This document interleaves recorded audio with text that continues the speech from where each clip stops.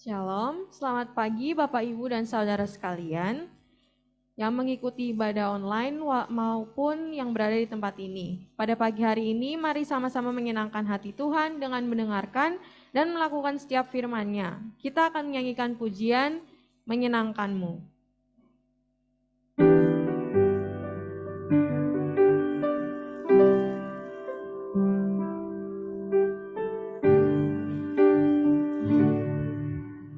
Tuhan, ku mau menyenangkan-Mu.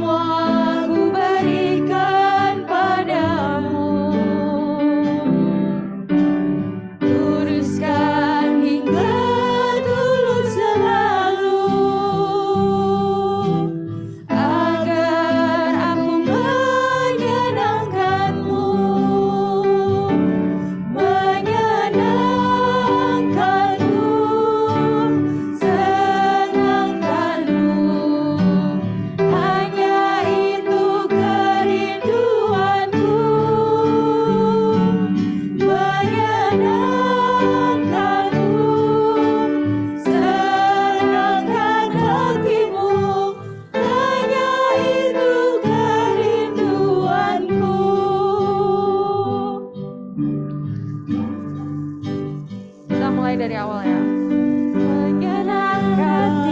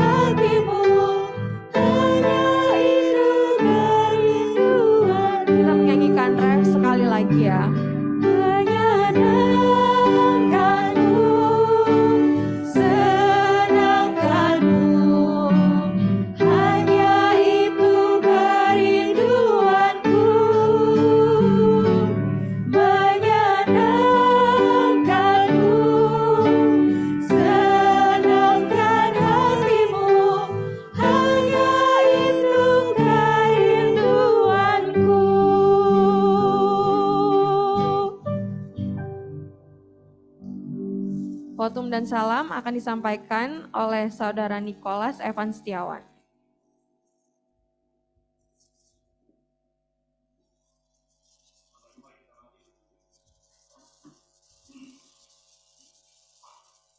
Saudara yang terkasih, ibadah kita pada pagi hari ini kita mulai dengan pengakuan bahwa pertolongan kita datangnya daripada Tuhan yang menciptakan langit, bumi, dan segala isinya. Yang di dalam kasih dan kesetiaannya tidak akan meninggalkan perbuatan buah tangannya.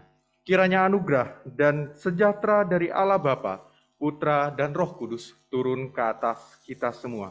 Amin. Kita pujikan Gloria Patri.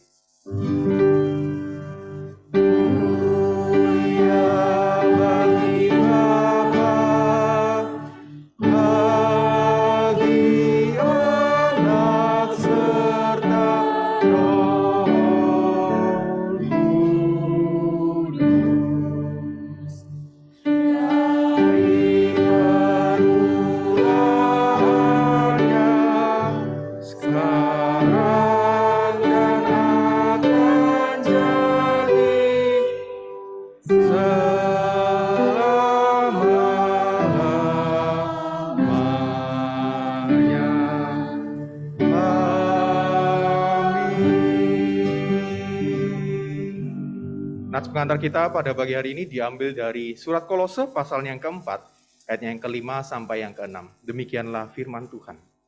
Hiduplah dengan penuh hikmat terhadap orang-orang luar. Pergunakanlah waktu yang ada, hendaklah kata-katamu senantiasa penuh kasih.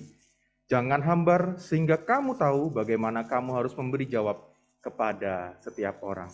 Amin, amin, amin.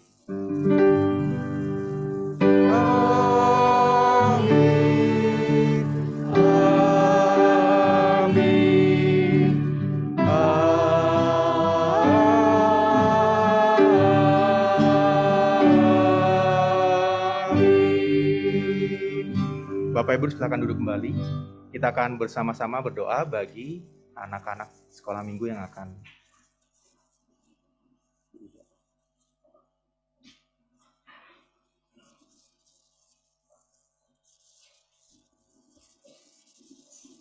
ya, selamat pagi. Nah, hari ini yang datang kelas besar semua nih. Oke. Yuk kita sama-sama berdoa yuk adik-adik. Bapak Ibu, mari kita sama-sama berdoa bagi anak-anak kita, juga bagi setiap pengajar yang akan mengajar di ibadah anak nantinya. Mari kita sama-sama berdoa. Tuhan Yesus, terima kasih karena pagi hari ini Engkau masih memberikan kesempatan bagi setiap anak-anak kami untuk boleh datang ke gereja, boleh beribadah, boleh memuji Tuhan, boleh juga mendengarkan sabda Tuhan.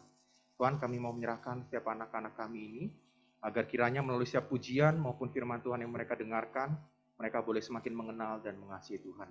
Dan secara khusus juga melalui teladan dari setiap guru-guru, dari setiap kakak yang akan mengajar dan mendampingi, kiranya melalui setiap teladan perkataan, perbuatan yang mereka berikan, setiap anak-anak kami ini juga boleh semakin mengenal, semakin mengasihi Kristus di dalam kehidupan mereka.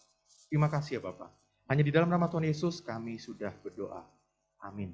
Selamat beribadah adik-adik.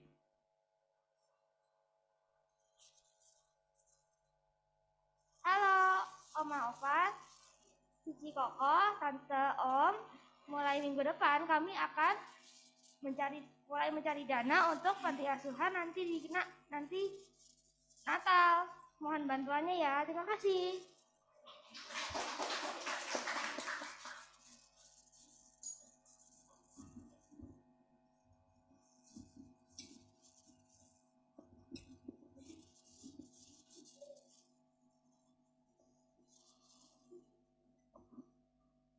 Warta jemaat disampaikan oleh Diaken Liane Handoko.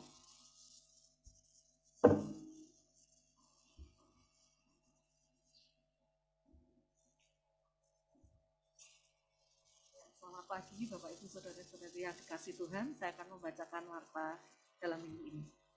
Majelis,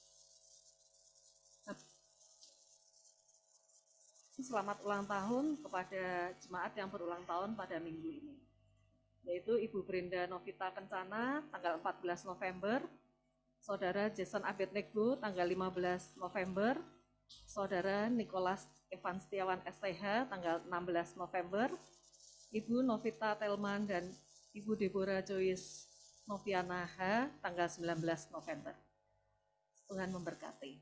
Kami juga mengucapkan selamat ulang tahun pernikahan kepada jemaat yang berulang tahun pernikahan dalam minggu ini, yaitu Bapak dan Ibu Yohanes Setiawan Dadi tanggal 18 November 2022. Tuhan Yesus memberkati. Rest in peace.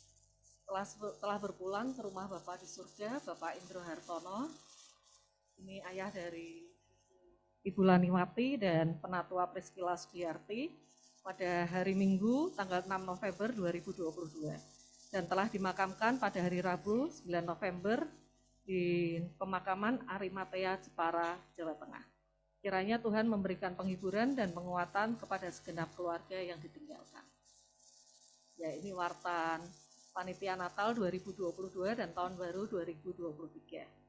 Ya, perayaan Natal GKMI Pengharapan diadakan hari Minggu ya, tanggal 11 Desember. Harap dicatat jam 9 pagi sampai selesai. Temanya The Wonder of Christmas, pembicaranya Pendeta IDSS. Untuk perayaan Natal dan seluruh rangkaian kegiatan sampai dengan Tahun Baru 2023, ini diperlukan dana sebesar 28.500.000. Ini tidak termasuk acara Natal Komisi Anak di Panti Asuhan Gri Asih. Dan sampai hari Minggu 6 November, minggu lalu ini telah terkumpul dana sebesar 22.499.500. Dengan demikian ada kekurangan sebesar 6.006.500. Bagi jemaat yang rindu mendukung dana Natal ini dapat memberikan persembahan dengan cara transfer ke rekening gereja ya. Kemudian konfirmasi ke Diaken Melisa, juga bisa memasukkan ke kotak persembahan. Di bawah sudah disediakan amplop persembahan Natal. Panitia Natal dan Tahun Baru mengucapkan terima kasih atas perhatian dan partisipasi jemaat. Tuhan memberkati. Warta Komisi Anak. Ini adik-adik akan mengadakan di Panti Asuhan Gri Asih pada hari Minggu 4 Desember. Jam 9 juga sampai selesai, ini di Jalan Murdai 1 nomor 1, Cempaka Putih Barat. Anak-anak ini sudah membuat celengan ya dan sudah mulai menabung bersama. Nantinya akan dipersembahkan kepada teman-teman di Panti Asuhan Gri Asih. Tapi jika ada jemaat yang ingin memberikan persembahan, ini dapat dikomunikasikan langsung ya dengan Ibu Brenda.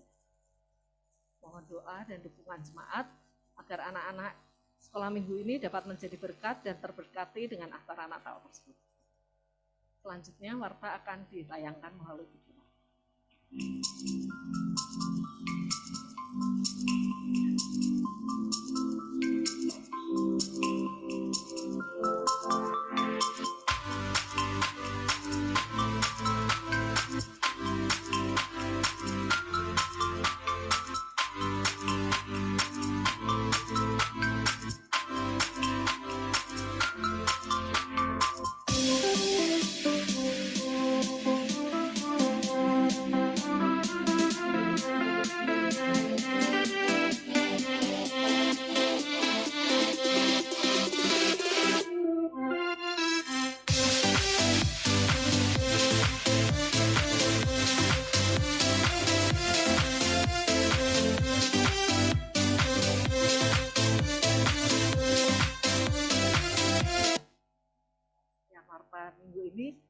selanjutnya saya serahkan kepada Saudari Ari.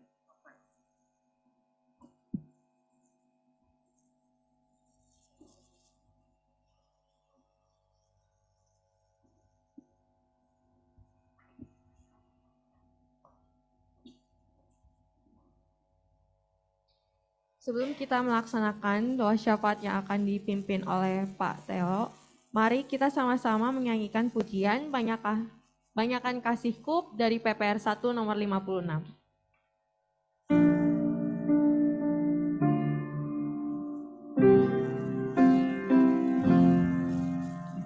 Banyakkan kasih-Mu akan Tuhan, dengarlah doaku, oh dengarkan, yang bermohon aku, banyakkan kasih-Ku kepadamu, ya banyakkan.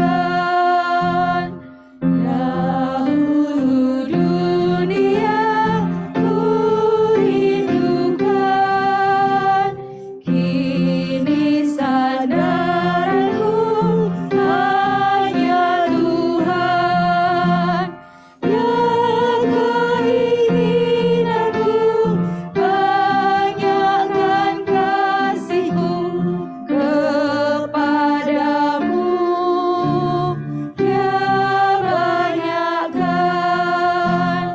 Bila nyawa pulus ku ucapkan, puji kepadamu, Yesus Tuhan.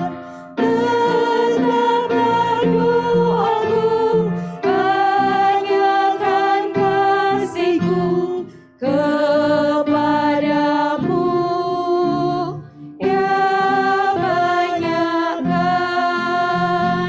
Saya persilakan untuk Pak Theo.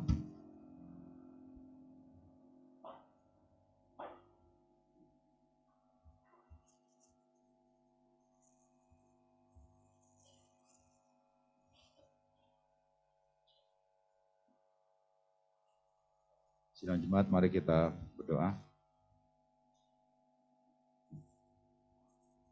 Bapa yang ada di surga, kami sungguh mengucap syukur untuk kesempatan pada pagi hari ini, di mana Engkau mengumpulkan kami bersama-sama di tempat ini untuk sujud di hadapan-Mu, berdoa bersama-sama ya Tuhan, menaikkan doa-doa syafaat kami, dan biarlah Tuhan mau mendengarkan dan memberkati doa kami ya Tuhan.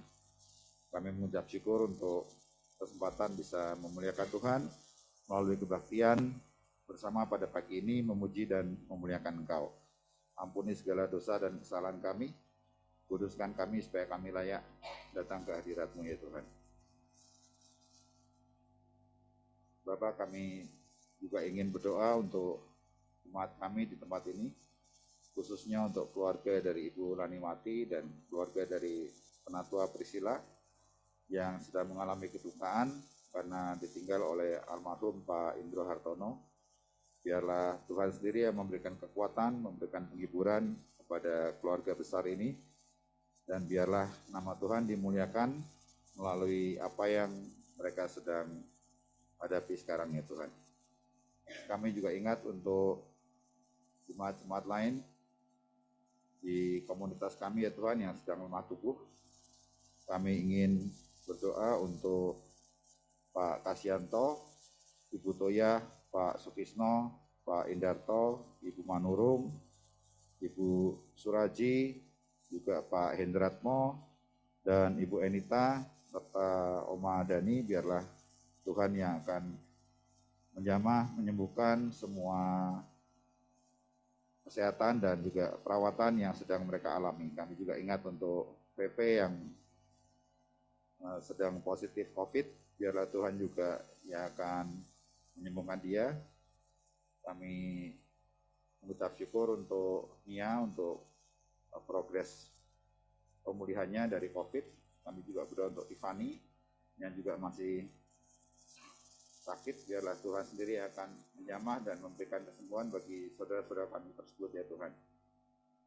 Kami juga ingin berdoa untuk kondisi perekonomian dari jemaat di tempat ini menjelang kemungkinan terjadinya resesi di tahun 2023. Biarlah Tuhan sendiri yang akan memberikan hikmat kepada kami untuk bisa bijak dalam memanfaatkan berkat yang sudah Engkau berikan kepada kami. Biarlah kami bisa dengan bijak mengatur keuangan kami sehingga kami bisa tetap menjalani tahun-tahun yang akan datang bersama Tuhan dalam pemeliharaan Tuhan, dan kami juga bisa bahkan menjadi saluran berkat bagi sesama kami ya Tuhan. Kami juga ingin berdoa untuk program dan kegiatan yang dilangsungkan di komunitas kami. Kami mengucap syukur untuk progres dari pengurusan administrasi untuk kepemilikan di tempat ini. Kami sungguh mengucap syukur untuk saudara-saudara kami yang sudah mengupayakan supaya kami bisa memiliki apa yang selama ini kami rindukan ya Tuhan. Kami juga berdoa untuk pengurusan izin selanjutnya, biarlah Tuhan yang memberkati, memberikan hikmat, memberikan kemampuan kepada kami semua untuk bergotong royong, melakukan yang terbaik untuk kemuliaan-Mu dan untuk gereja di mana kami beribadah ya Tuhan. Kami juga ingin mendoakan untuk panitia Natal 2002 dan juga tahun baru 2023. Biarlah semua rangkaian acara yang sudah dipersiapkan, semua rancangan bisa Tuhan berkati, sehingga semuanya akan bisa berjalan dengan baik dan semuanya bisa menjalankan perannya dengan penuh sukacita ya Tuhan, untuk menyambut peringatan kelahiran-Mu dan juga untuk merayakan tahun yang akan datang ya Tuhan. Kami ingin berdoa untuk para pemimpin bangsa kami, supaya mereka bisa menjalankan peran dan tanggung jawabnya dengan sebaik-baiknya, dengan takut akan Tuhan, dan mereka bisa mengutamakan kepentingan dari masyarakat dibandingkan dengan kepentingan dari diri sendiri ya Tuhan. Kami ingin berdoa untuk keamanan dan kerukunan hidup seluruh rakyat Indonesia.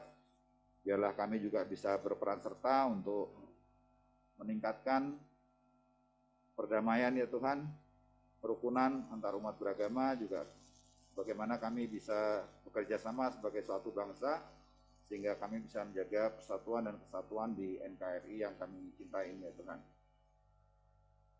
Kami ingin berdoa untuk iklim dan cuaca, untuk berbagai kemungkinan bencana alam yang bisa terjadi pada peralihan musim. Biarlah Tuhan sendiri yang memberikan hikmat pada kami untuk bisa melakukan yang terbaik, menjalankan peran kami ya Tuhan, dan Tuhan sendiri yang akan juga turut bekerja untuk melindungi kami dari segala macam bahaya ya Tuhan.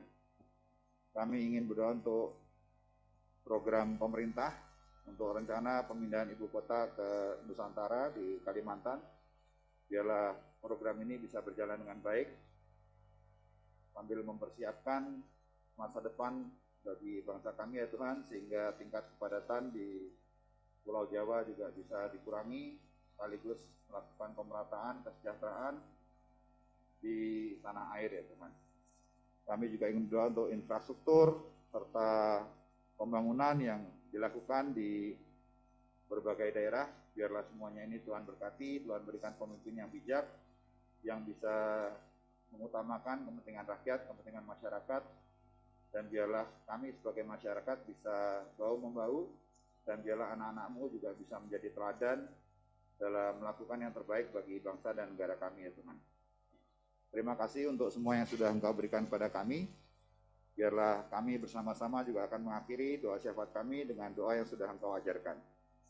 Bapa kami yang ada di surga, dikuduskanlah nama-Mu, datanglah kerajaan-Mu, jadilah kehendak-Mu di bumi seperti di surga.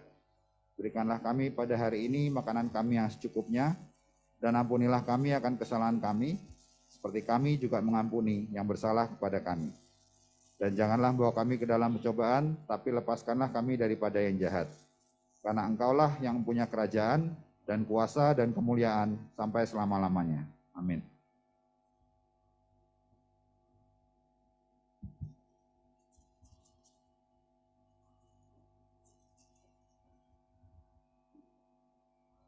Selanjutnya, doa persiapan firman dan pembacaan Alkitab akan dibawakan oleh Saudari Yani. Tetapi sebelum kita mendengarkan firman Tuhan yang akan dibawakan oleh Saudara Nicholas Evan Setiawan, mari kita sama-sama menyanyikan pujian Jadilah Tuhan jadilah penglihatanku dari PPR 1 nomor 68.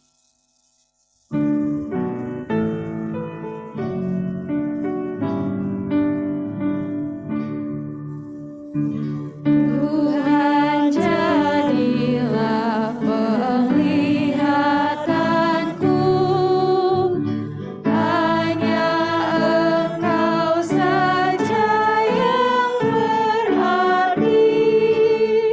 Siang malam Kau ku pikirkan, bangun kau tidur kau menerangku. Tuhan jadi pedoman hidupku, pintaku Tuhan tetap sertaku. Engkaulah Bapa-Ku, aku anak-Mu. Kau di dalamku, ku di dalam-Mu. Tuhan jadilah perlindunganku, keagungan dan sukacitaku, pembela dan benteng perlindungan antarku ke surga. Saya minta Bapak Ibu sekalian bangkit berdiri. Harta dan puji takkan ku cari, hanya Tuhan milik pusakaku. Hanya Engkau pertama dan utama, Raja di Raja kesayanganku.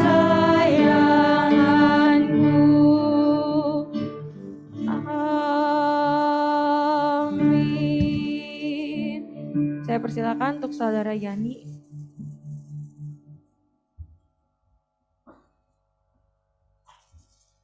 Selamat pagi semua. Sebelum saya membacakan ayat Alkitab, mari kita bersatu di dalam doa. Tuhan, terima kasih ya Tuhan untuk berkat dan penyertaan-Mu sepanjang hari ya Tuhan, sehingga pada hari ini kami masih bisa beribadah bersama, memuji dan memuliakan nama-Mu ya Tuhan. Sementara kami akan mendengarkan firman-Mu yang akan disampaikan oleh Saudara Nicholas, biarlah Tuhan yang memberkati, Tuhan yang pimpin setiap persiapannya ya Tuhan, pimpin kami juga supaya apa yang disampaikan dapat kami mengerti, dapat kami pahami dan dapat menjadi berkat bagi setiap kami. Terima kasih ya Tuhan, kami telah berdoa dan mengucap syukur. Haleluya, amin. Pembacaan ayat Alkitab hari ini diambil dari 1 Raja-Raja 3 ayat 9. Maka berikanlah kepada hamba-Mu ini hati yang paham menimbang perkara untuk menghakimi umat-Mu, dengan dapat membedakan antara yang baik dan yang jahat, sebab siapakah yang sanggup menghakimi umat-Mu yang sangat besar ini. Amin. Selanjutnya saya serahkan kepada Saudara Nicholas. Ya, terima kasih Saudari Yani yang sudah berdoa dan membacakan firman Tuhan bagi kita semua. Bapak Ibu, saya izin minum sebentar ya.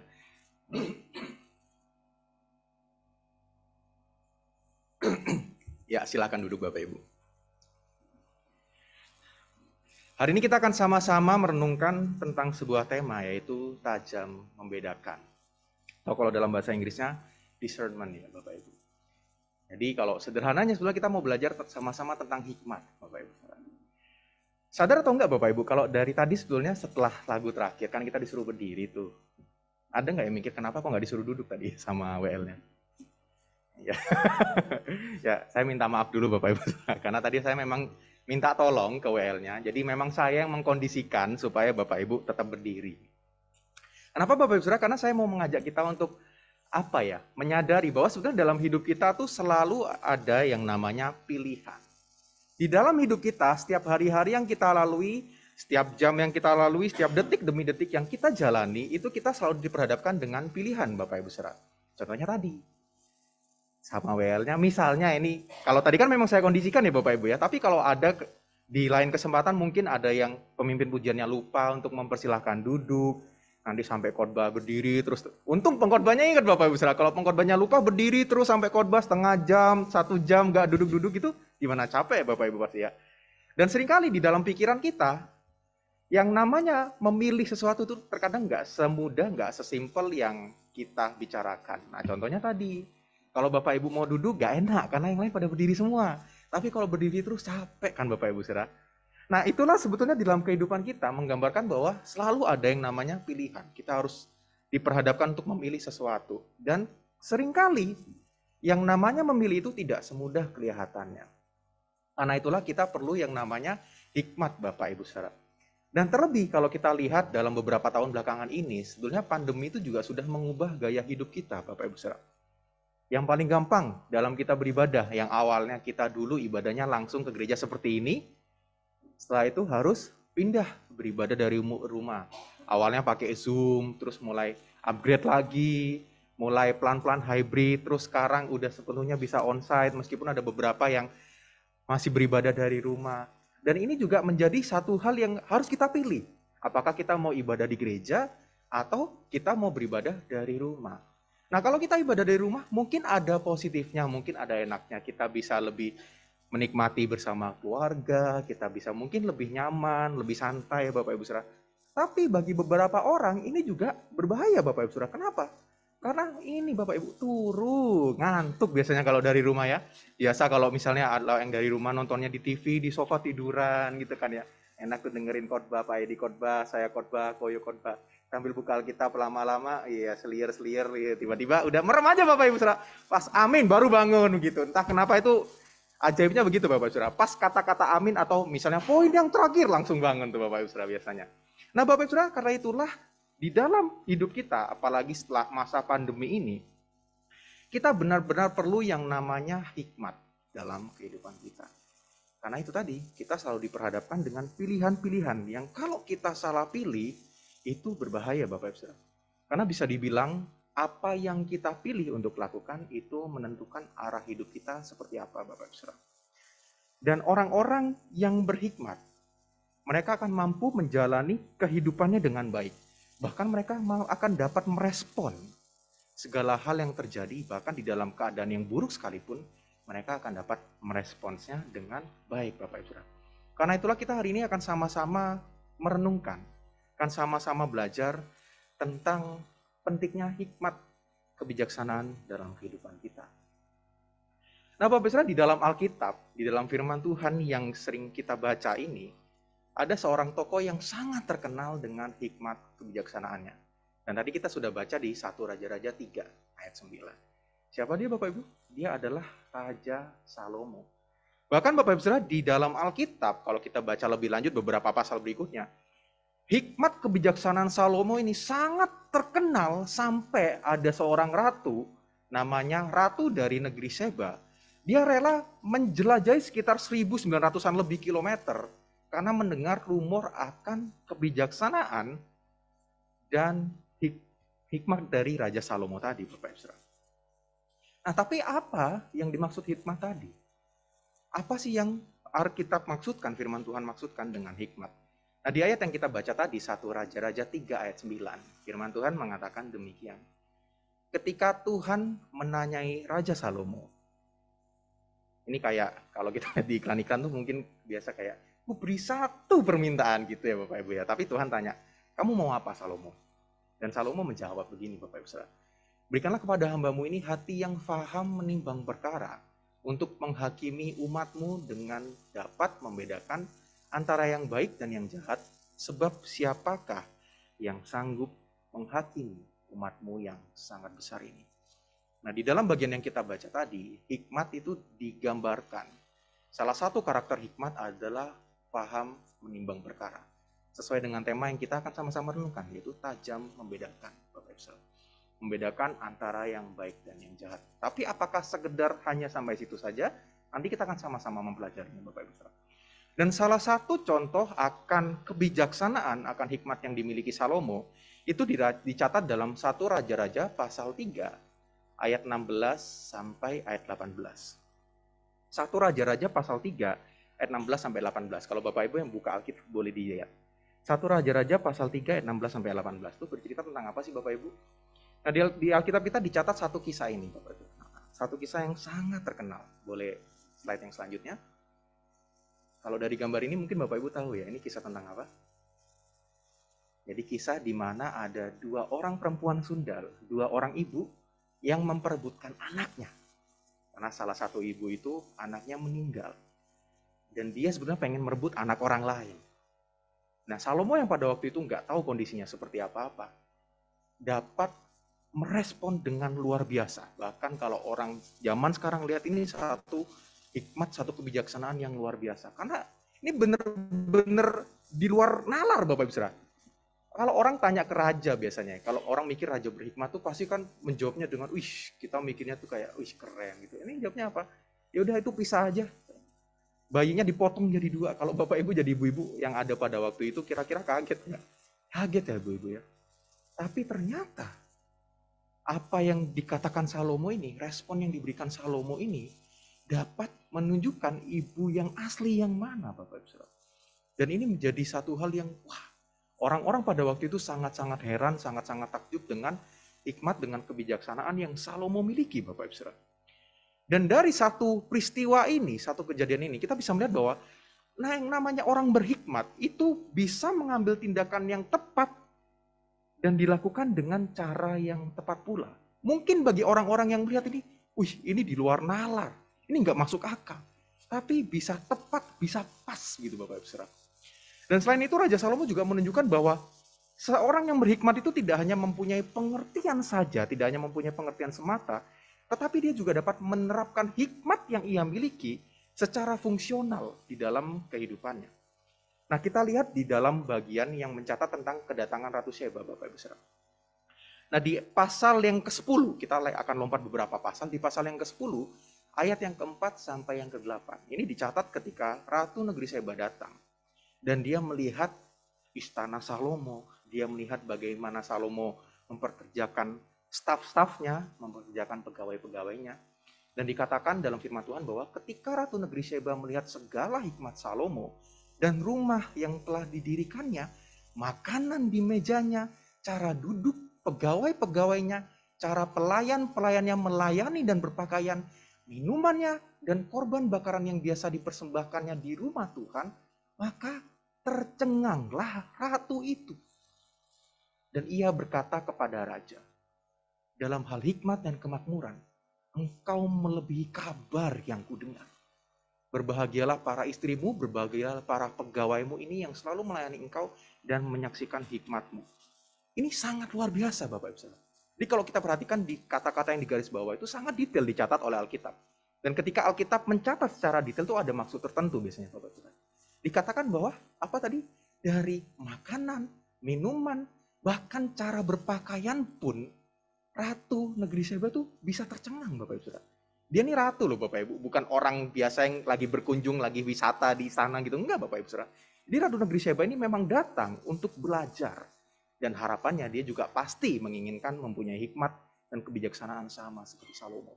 Dan ketika datang, ternyata itu jauh melebihi ekspektasi dia. Yang dikatakan tadi di dalam ayat yang ke-8. Dalam hal hikmat dan kemakmuran, engkau melebihi kabar yang kudengar. Nah Bapak Ibu ini menunjukkan bahwa yang namanya orang berhikmat, dia nggak sekedar mempunyai pengertian, dia nggak sekedar mempunyai pengetahuan yang luas, tapi dia juga bisa menerapkannya secara langsung di dalam kehidupannya.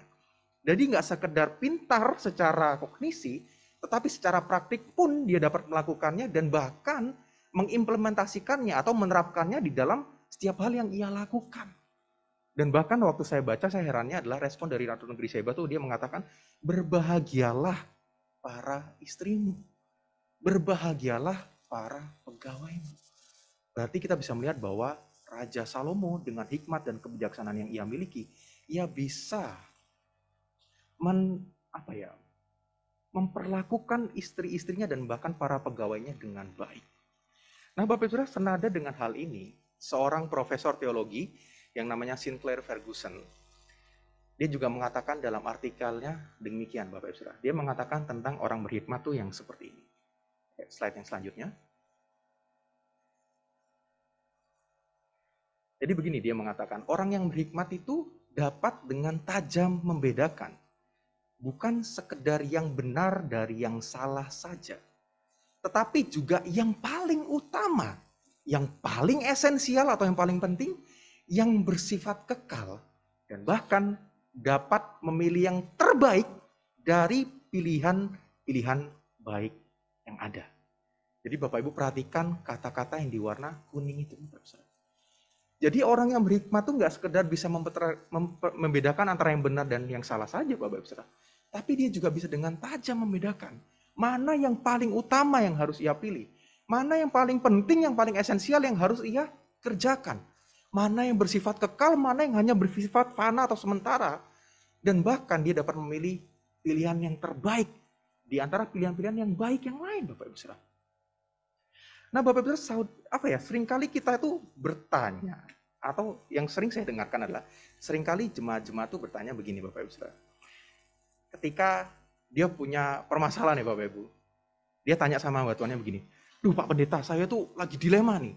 Sebetulnya kita tuh boleh nggak sih melakukan ini? Boleh nggak sih kita melakukan itu? Atau sebagai orang Kristen, boleh nggak sih kalau kerjaan kita tuh begini? Boleh nggak sih kalau kita melakukan ini dalam pekerjaan kita? Misalnya nyogok atau yang lain Bapak Ibu, misalnya kita main saham, itu boleh nggak sih? Atau pertanyaan lainnya, kalau ini yang saya sering dengar dari anak-anak youth, anak-anak pemuda remaja Bapak Ibu Saudara. Kak Niko, boleh nggak sih kita tuh rokokan atau mungkin boleh nggak sih kita tatoan? Kalau pacaran beda agama boleh nggak sih Kak? Kan di Alkitab nggak ditulis jelas nih Kak. Nggak ada loh. Coba Kak Niko cari ayat Alkitabnya di mana? Nggak ada kan? Nah itu boleh nggak sih Kak? Nah Bapak Ibu Saudara, seringkali kita tuh bertanyanya dalam kerangka pikir itu dosa nggak ya?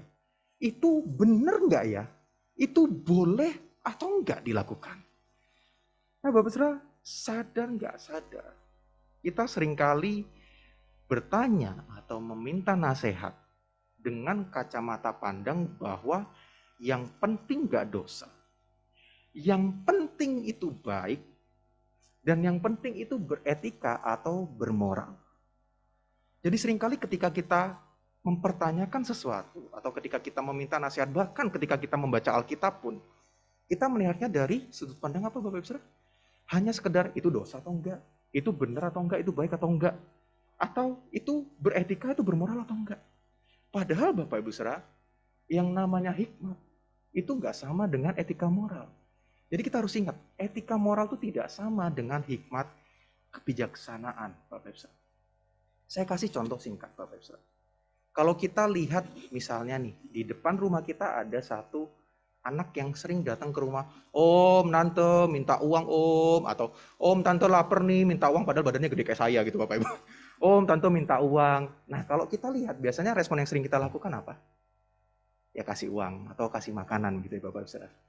Nah tapi kalau hal itu terus berlanjut setiap hari, 1 minggu berlalu, 1 bulan berlalu, ini anak minta uang, minta makan terus di rumah kita.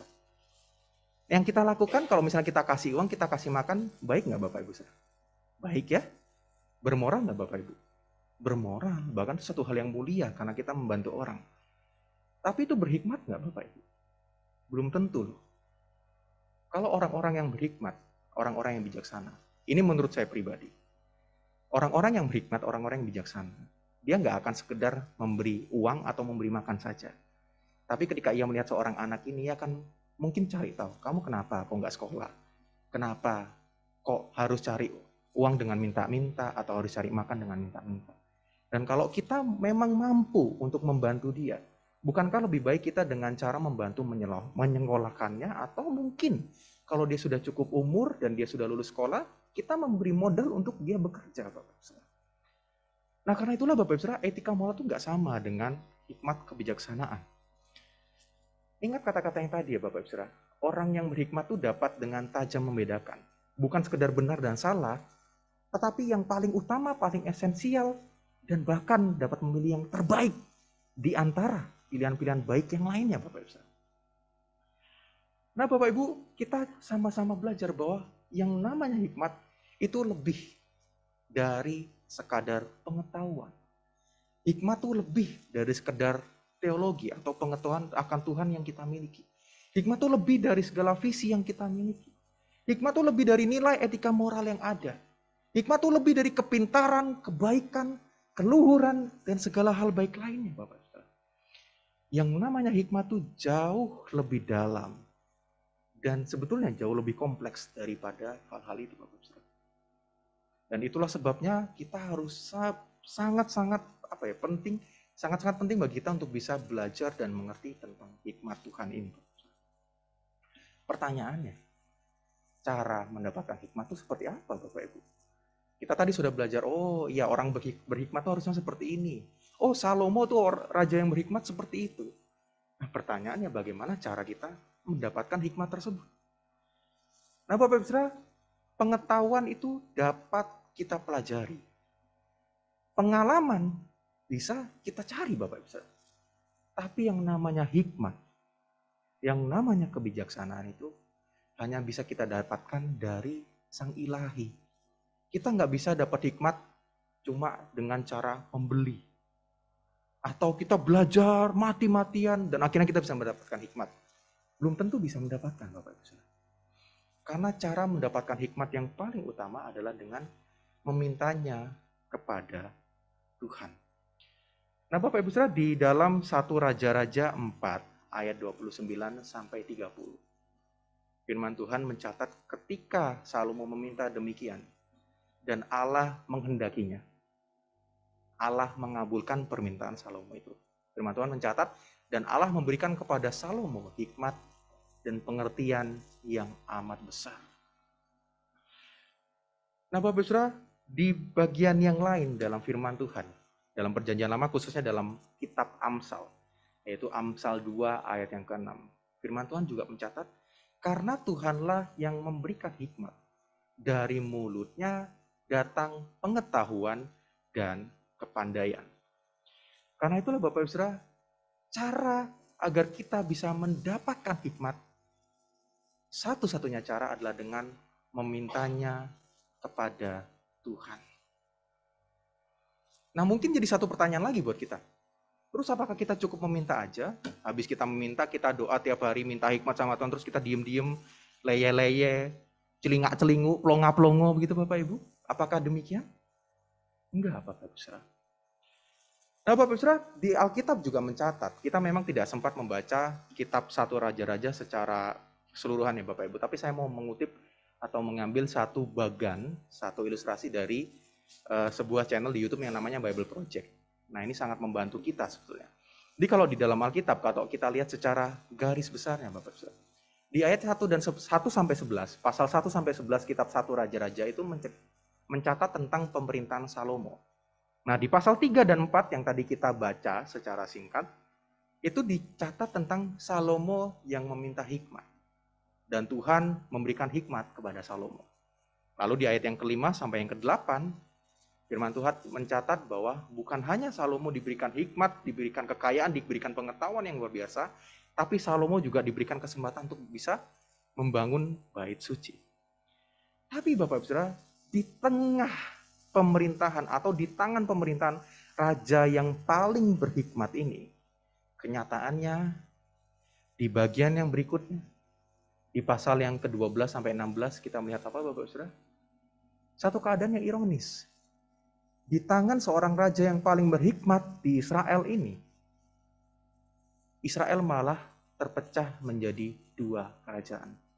Yaitu kerajaan utara atau kerajaan Israel dan kerajaan yang bagian selatan, yaitu Yehuda.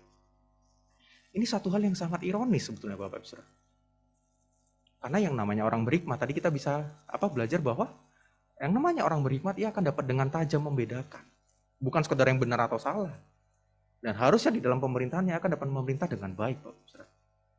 Tapi kenyataannya, di masa akhir pemerintahan Salomo, dan di masa pemerintahan anak-anaknya, Israel terpecah menjadi dua kerajaan. Dan bahkan kalau kita lihat, anak-anaknya Salomo itu, track recordnya banyak yang jelek, Bapak Saudara.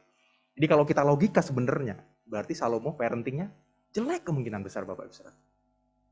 Nah, kenapa hal ini bisa terjadi Bapak Ibu? Nah, saya mau mengajak kita untuk membaca beberapa bagian firman Tuhan. Ini cukup panjang Bapak Ibu, tapi nggak apa-apa, saya mau mengajak kita semua untuk baca biar kita nggak mengantuk. Yang pertama 1 Raja-Raja pasal 3 ayat 14. Kalau ada satu orang yang mau membacakan, dipersilakan.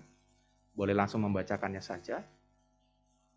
1 Raja-Raja pasal 3 ayat yang ke-14.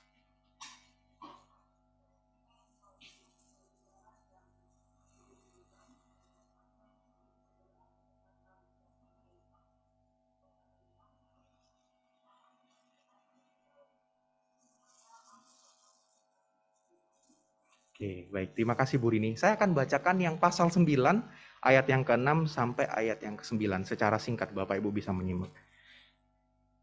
Tuhan mengatakan kepada Salomo dalam perjumpaannya yang kedua kali dengan Salomo. Ketika Tuhan menampakkan diri kepada Salomo yang kedua kalinya. Tuhan berkata, "Tetapi jika kamu ini dan anak-anakmu berbalik daripadaku dan tidak berpegang pada segala perintah dan ketetapanku yang telah kuberikan kepadamu dan pergi beribadah kepada Allah lain dan sujud menyembah kepadanya, maka aku akan melenyapkan orang Israel dari atas tanah yang telah kuberikan kepada mereka."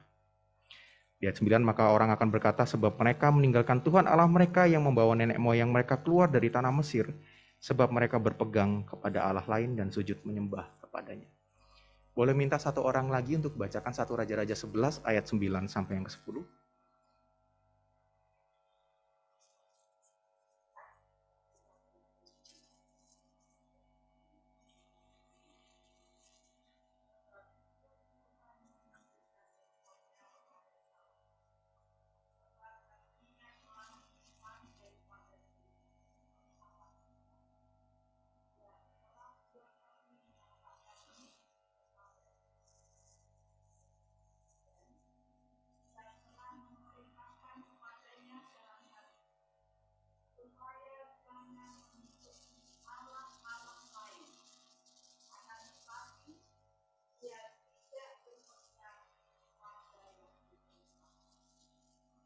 Terima kasih Bu Ruth. Nah Bapak Ibu, dari 3 bagian yang kita baca, harusnya Bapak Ibu udah bisa menduga kenapa seorang raja yang paling berhikmat di masa akhir pemerintahannya, bangsa yang ia pimpin dan bahkan anak-anaknya pun mengalami bad ending Bapak Ibu Saudara, mengalami akhir yang buruk. Jawabannya apa Bapak Ibu Saudara? Karena dia jatuh Bapak Ibu Saudara. Salomo telah jatuh. Dan kalau tadi dari ayat yang kita baca, dari bagian yang kita baca, firman Tuhan mengatakan bahwa hati Salomo sudah berpaut, sudah berfokus kepada Allah-Allah lain dan bukan lagi kepada Tuhan. Dan di momen hatinya tidak lagi mengutamakan Tuhan dalam kehidupannya, hikmat itu benar-benar sudah tidak ada lagi dalam diri Salomo. Itulah sebabnya kerajaan Israel bisa terpecah jadi 2 dan bahkan keadaan anak-anak Salomo pun memprihatinkan Bapak Ibu. Sebetulnya firman Tuhan sudah mencatat dalam kitab Ulangan pasal 17 bahwa seorang raja Israel itu dilarang untuk punya banyak istri dan bahkan menikahi istri dari bangsa lain. Kenapa Bapak Ibu Saudara? Penyebabnya ini. Karena kalau mereka menikahi istri dari bangsa lain, kemungkinan besar mereka akan terseret atau mereka akan mengikut penyembahan terhadap Allah-Allah dari istri mereka. Dan benarlah inilah yang terjadi pada diri Salomo. Awalnya dia menikahi seorang putri dari Firaun. Dan setelah itu Salomo jadi keenakan Bapak Ibu. Salomo terlalu nyaman dan dia akhirnya menikahi banyak perempuan dari bangsa-bangsa lain. Dan akhirnya dia menyembah banyak berhala, banyak Allah-Allah lain dalam kehidupannya. Dan inilah yang membuatnya jauh daripada Tuhan. Nah Bapak Ibu Saudara, padahal firman Tuhan mencatat dalam Amsal 1 ayat 7. Takut akan Tuhan adalah permulaan pengetahuan. Tetapi orang bodoh menghina hikmat dan didikan. Lalu di bagian berikutnya ayat 9, pasal 9 ayat 10, Amsal mencatat permulaan hikmat adalah takut akan Tuhan. Dan mengenal yang Maha Kudus adalah pengertian. Jadi yang namanya takut akan Tuhan itu sangat erat kaitannya dengan hikmat kebijaksanaan yang Tuhan berikan. Dan tadi kita sudah melihat contohnya bahwa ketika Salomo tidak lagi takut akan Tuhan, ketika hatinya sudah berpaut kepada Allah lain, ketika di dalam hidup Salomo, Tuhan bukan lagi menjadi yang terutama, hikmat itu pun hilang dari Salomo. Dan memperhatikannya lagi Bapak Ibu, tadi di ayat yang kita baca, Tuhan itu sudah memperingatkannya berkali-kali loh sebetulnya. Setidaknya tadi yang kita baca 2 kali Tuhan sudah memperingatkan. Ketika pertama Tuhan mengabulkan permintaan Salomo. Dan yang kedua ketika Tuhan menampakkan diri yang kedua kalinya kepada Salomo. Tuhan mengingatkan lagi. Jangan sampai kamu itu hatinya berpaut kepada Allah lain. Tapi yang terjadi apa Bapak Ibu Saudara? Saya bayangin Bapak Ibu. Itu kalau Tuhan lihat dari atas gitu ya Bapak Ibu. Mungkin dia ngomong, boa bocong. Dek remah bani gini. Kalau Tuhannya orang Madura mungkin gitu ya Bapak Ibu Saudara. Dan dia bingung karena Tuhan sudah memperingatkan banyak sekali kepada Salomo. Tapi pada akhirnya Salomo tetap apa? Tetap jatuh Bapak Ibu Saudara. Dia tetap mengkhianati Tuhan. Dan inilah yang menyebabkan kandasnya dari pemerintahan yang baik yang telah ia miliki selama ini. Bapak Ibu Saudara. Karena itulah Bapak Ibu Saudara kita harus mengingat bahwa kita tidak hanya sekedar meminta hikmat kepada Tuhan. Tetapi di dalam perjalanan kita meminta hikmat kepada Tuhan itu kita juga harus ingat bahwa di dalam kehidupan kita pun kita juga harus takut akan Tuhan. Hati kita tuh harus berpaut kepada Tuhan. Jangan sampai kita terfokus kepada Allah-Allah lain, kepada berhala-berhala lain dalam hidup kita.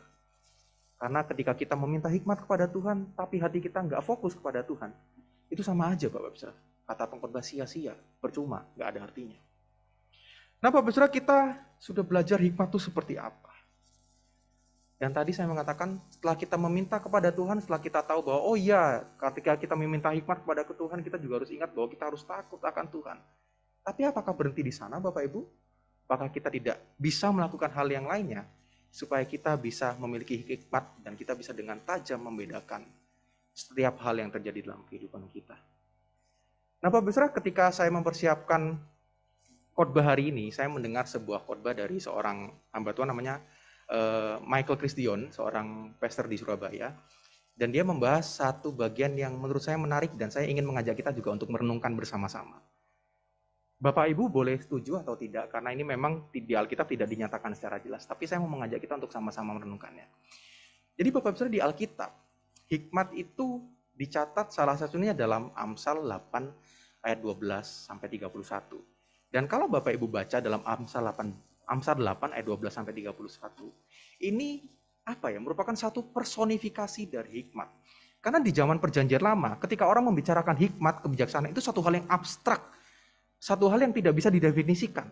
Tetapi pengamsal menulis hikmat ini sebagai seorang pribadi. Jadi kalau kita baca Bapak Saudara di ayat yang ke-12, jadi Amsal menyatat demikian, aku hikmat tinggal bersama-sama dengan kecerdasan, dan aku mendapat pengetahuan dan kebijaksanaan. Lalu lanjut berikutnya dikatakan dengan demikian, Bapak Ibu bisa membaca di layar. Lalu ayat yang ke-27, saya langsung lompat beberapa ayat. Hikmat mengatakan bahwa ketika ia mempersiapkan langit, yaitu Allah mempersiapkan langit, aku di sana. Ketika ia menggaris kaki langit pada permukaan air samudera raya, aku di sana. Aku ada sertanya sebagai anak kesayangan. Setiap hari aku menjadi kesenangannya dan senantiasa bermain-main di hadapannya.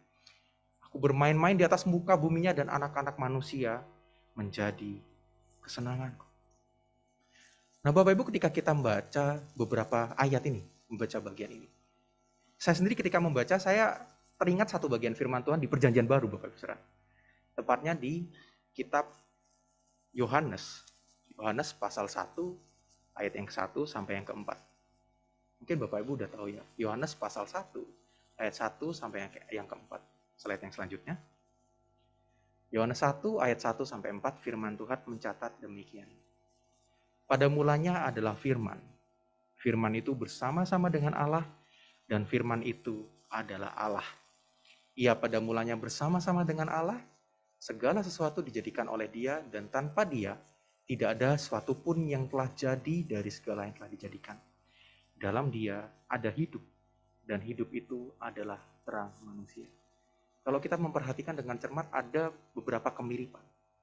dari personifikasi hikmat di dalam Amsal pasal 8 ayat 12 tadi dengan Yohanes pasal 1 ayat 1 sampai 4. Dan di Yohanes 1 ayat 1 sampai 4 ini kita tahu bahwa firman itu merujuk pada siapa Bapak Ibu? Kepada Tuhan Yesus, pada Yesus Kristus. Dan uniknya lagi Bapak Ibu Saudara, seorang filsuf Yunani yang namanya Heraklitus, di abad pertama kitab Yohanes ini ditulis, Heraklitus mengatakan bahwa firman atau logos yang seringkali dipakai pada waktu itu merujuk kepada hikmatnya Tuhan atau the wisdom of God.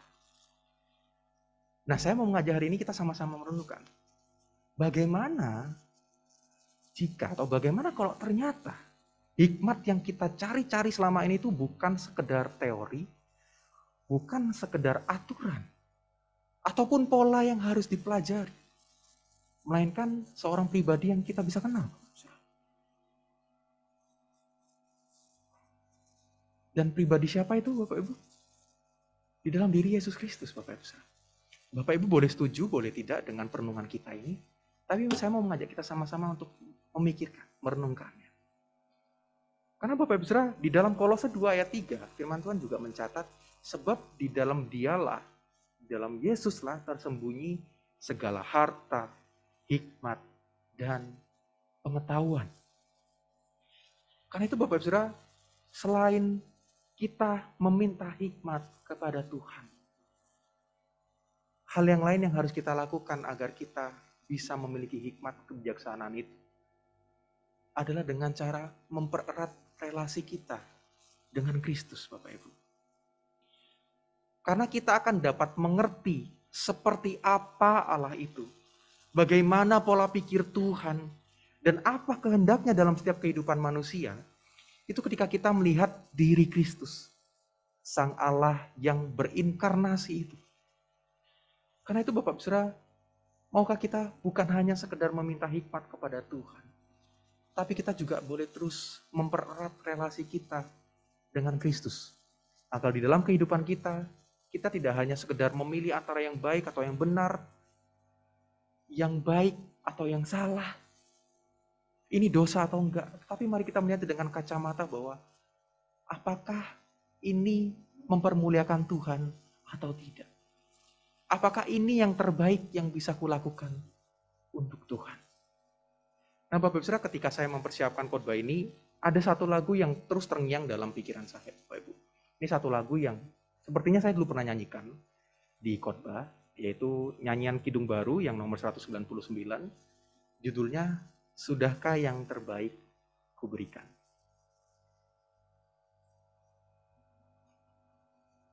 Saya mau menyanyikan bait yang pertama dan refnya bagi kita semua. Di bait yang kedua dan bait yang ketiga, kalau Bapak Ibu tahu lagunya, saya mengajak kita semua untuk menyanyikan bersama-sama. Sudahkah yang terbaik kuberikan. Sudahkah yang terbaik kuberikan kepada Yesus Tuhanku. Besar pengorbanannya di Kalvari, diharapnya terbaik dariku. Berapa yang terhilang telah ku cari, dan ku lepaskan yang terbelenggu. Sudahkah yang terbaik ku berikan kepada Yesus Tuhanku. Begitu banyak waktu. Begitu banyak waktu yang terluang, sedikit ku beri baginya.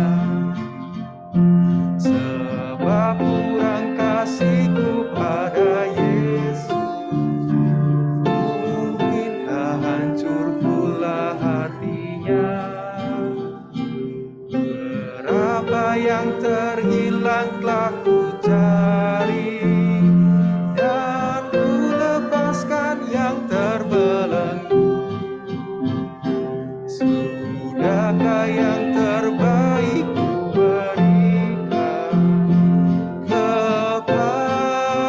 Yesus Tuhanku. Baitnya yang terakhir.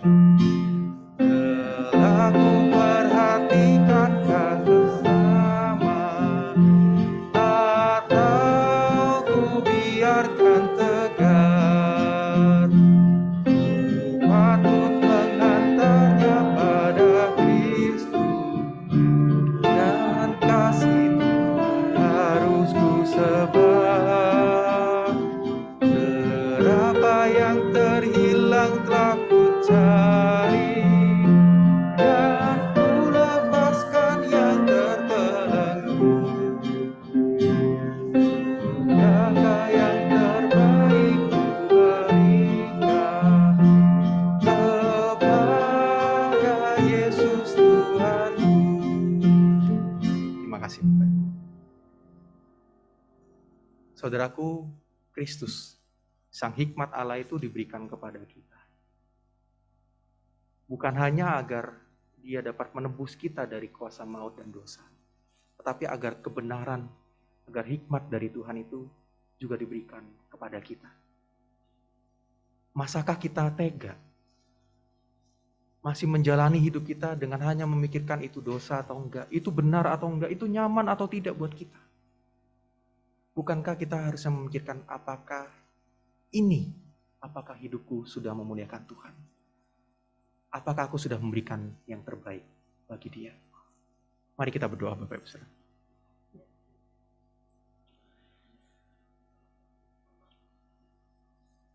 Tuhan, firman-Mu sudah selesai diberitakan. Kami tidak henti-hentinya terus meminta hikmat kepada Engkau ya Tuhan, agar kami dapat dengan tajam membedakan apa yang paling utama, apa yang paling penting, apa yang paling baik di antara hal-hal yang baik dalam kehidupan kami. Agar hidup kami dapat memuliakan Tuhan, dan agar kami dapat memberikan yang terbaik bagi Engkau. Terima kasih ya Tuhan. Hanya di dalam nama Tuhan Yesus kami menyerahkan setiap diri kami yang ada di tempat ini maupun kami ada di rumah kami masing-masing ke dalam tangan-Mu. Amin.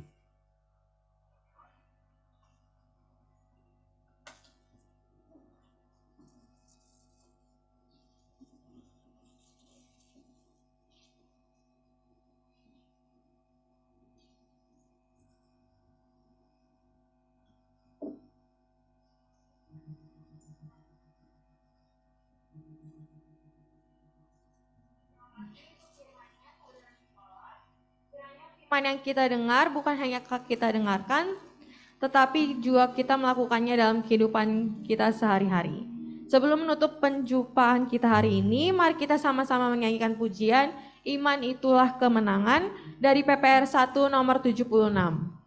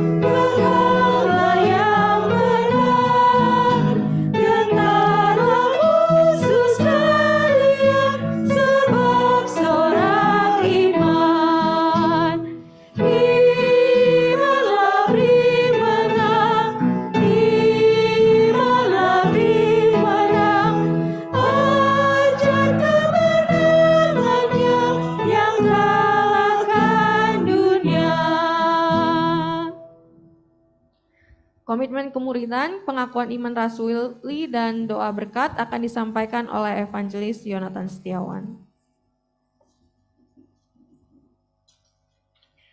Saya undang jemaat sekalian untuk bangkit berdiri.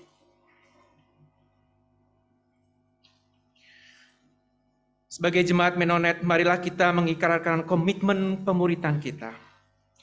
Kami bersaksi bahwa tidak seorang pun sungguh-sungguh mengenal Kristus, kecuali ia mengikutinya setiap hari dalam kehidupan.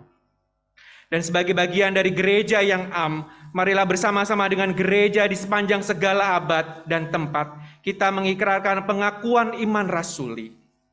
Aku percaya kepada Allah, Bapa yang Maha Kuasa, Khalik langit dan bumi, dan kepada Yesus Kristus, anaknya yang tunggal Tuhan kita, yang dikandung dari Roh Kudus, lahir dari anak darah Maria, yang menderita sengsara di bawah pemerintahan Pontius Pilatus, disalibkan, mati dan dikuburkan, turun ke dalam kerajaan maut. Pada hari yang ketiga, bangkit pula dari antara orang mati, naik ke surga, duduk di sebelah kanan Allah, Bapa yang Maha Kuasa, dan dari sana ia akan datang untuk menghakimi orang yang hidup dan yang mati. Aku percaya kepada Roh Kudus, gereja yang kudus dan persekutuan orang kudus, pengampunan dosa, kebangkitan tubuh, dan hidup yang kekal. Amin. Jemaat yang dikasihi oleh Tuhan Yesus Kristus, pulanglah dalam damai sejahtera dan terimalah berkat Tuhan. Kiranya Allah memberkatimu dengan senyuman dan tawa yang membuat dunia lebih indah dengan tangis dan air mata, yang membuat derita sesama lebih ringan untuk ditanggung, dengan kisah iman dan kidung pengharapan yang membuat perjalanan hidupmu tidak sepi dan membosankan, dengan keberanian dan suara nyaring untuk mempersaksikan kasih Allah yang tidak pernah menyesal dan telah mencintai dunia ini. Kiranya Allah Bapa, Anak, dan Roh Kudus merengkuh, melingkupimu, mengasuh, mendewasakanmu, dan memandangmu dengan tersenyum padamu, kini dan selamanya. Amin. Kepada Allah beri puji. Kepada Allah beri puji, semua makhluk di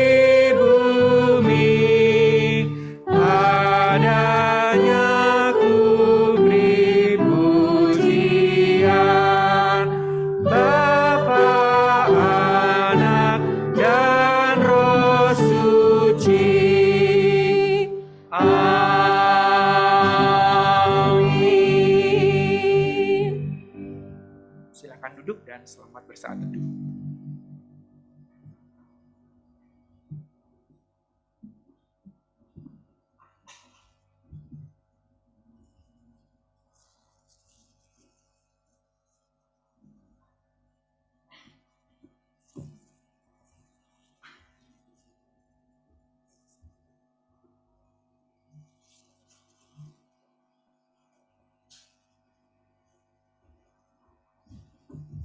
Pengumuman sebentar, Bapak Ibu yang namanya kemarin sudah dijapri juga, hari ini ada latihan drama sama latihan Korea, jangan pulang dulu.